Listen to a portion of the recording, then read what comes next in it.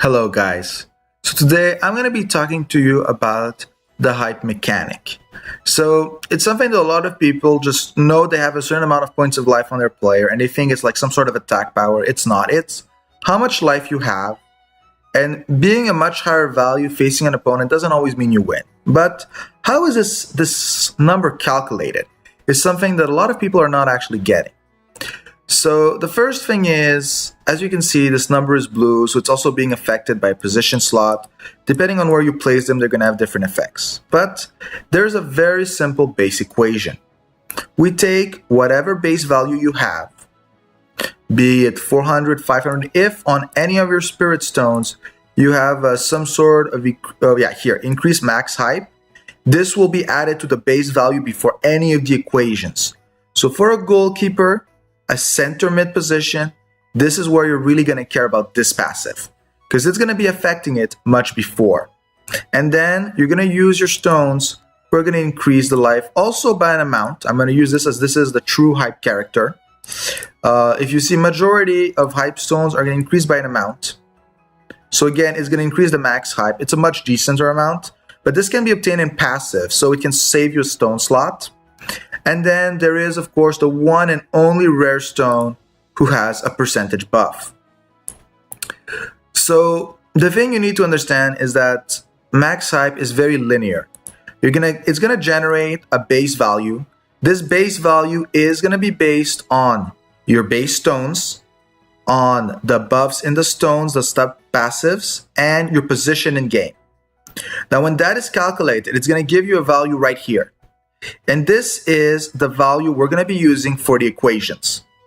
Leah or anyone using actually this stone has a different set of equations. So just bear that in mind when I'm going to be explaining it. Imagine that this stone is not on her. Now this value being, in this case, 1,587, any passives that affect this being individual passives are normally not going to be counted as the base hype of the players. Line buffs do not use that rule, so just be very careful on this. Now, when you're playing and you add a key on your back line, what does it mean to you? It means we're going to increase your life by 30%.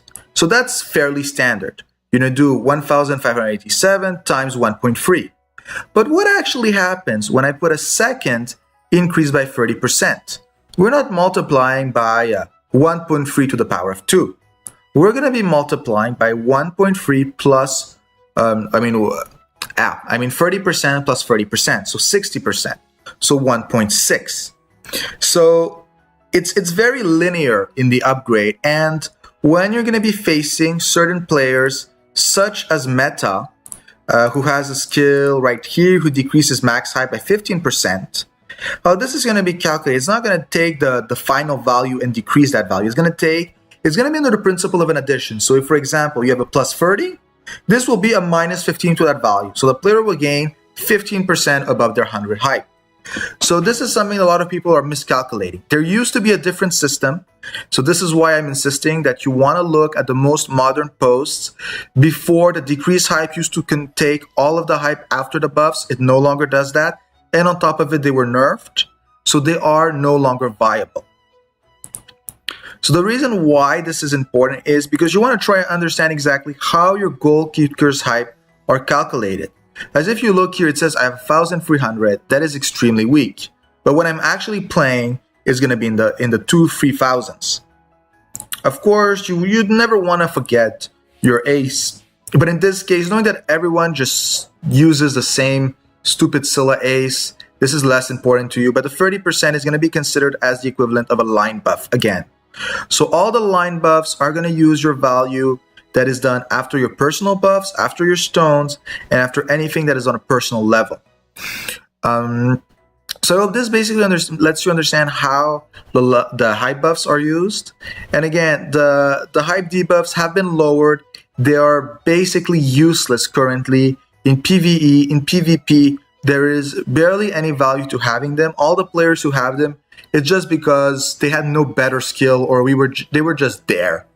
But honestly, those have been nerfed and they are not worth investing in. and you want to always have a decent amount of high buffs on the line. Again, the two positions that it matters the most of is the center mid position, as they're going to be taking damage, and it's the back line, especially the goalkeeper. You do not want to care about this on your front line in any way, except if you're running a utility, and even then, you're not going to sacrifice a slot to run some sort of totem. The only totem that can be run is Kiki to steal the ball, usually in front in Wormwind teams. So I hope this helps you understand the basics of how the hype is calculated. And I'll see if I can find an exact table of the formula like I did for the penetration and add it in the description. While waiting for it, it's a very fairly simple equation. We take your value, we multiply it by that percent, and before multiplying, we're going to minus the other percent. So have a good day, and I hope this helps you understand how to buff your goalkeeper even more.